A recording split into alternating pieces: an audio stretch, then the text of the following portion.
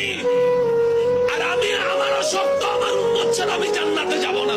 এবার তুমি কি করবা করো, এবার তুমি কি করবা করো, এবার তুমি কি করবা করো।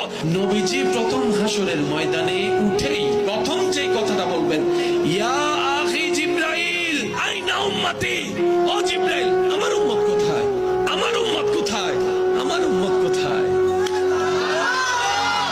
আমি মুস্তাফা আমার উম্মত ছাড়া জান্নাতে যাব না, জান্নাতে যাব না, জান্নাতে যাব না। আমার উম্মত লাগবে। প্রশ্নকারী হয়তো প্রশ্ন করবেন, আপনার উম্মত কার কথা বলছেন? আবু বকর সিদ্দিকের কথা, ওমর ফারুকের কথা, উসমান গনির কথা, মৌলা আলীর কথা, মা ফাতিমার কথা, হাসান ও হুসাইনের কথা। নবী হয়তো বলবেন না, ওনাদেরকে নিয়ে আমি চিন্তা করি না, আমি তো চিন্তা করছি আমার সেই গুনাহগার উম্মতদেরকে নিয়ে।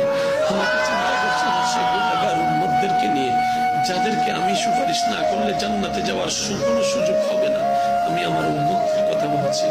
এই বলে নবী যাবেন, রব বলবেন, হাবিব সবার জন্য রেখেছি, আপনার জন্য রেখেছি মকামে মাহমুদ, মকামে মাহমুদ, মকামে মাহমুদ।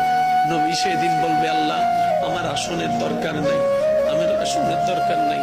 নবী সিজদায় চলে যাবেন, সিজদায় চলে যাবেন রবের দরবারে।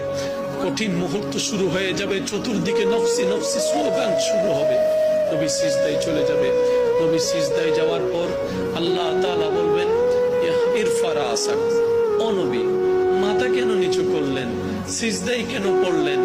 আজকে তো আপনার কান্না করার দিন নয়, আজকে তো আপনার হাসার দিন, আনন্দের দিন, আনন্দের দিন। অন্যদের নফসি নফসি করার দিন, আপনার তো নফসি নফসি করার দিন নয়, আপনার তো কান্না করার দিন নয়। ও হাবিব, তায়েফে অনেক কেঁদেছেন, আমি আল্লাহ মানা করি নাই। মক্কায় অনেক কষ্ট করেছেন, আমি মানা করি নাই। আপনি বদরের মধ্যে অনেক কষ্ট করেছেন, আমি মানা করি নাই। আপনি উহুদে দন্দান শহীদ করেছেন, রক্তাক্ত হয়েছেন, আমি মানা করি নাই। আপনি আমার জন্য যথেষ্ট করেছেন, আমাকে খুশি করার জন্য, আপনি আমার প্রেমের পরীক্ষায় দেওয়ার জন্য যথেষ্ট করেছেন। হাবিব হাসর এটা আপনার জন্য।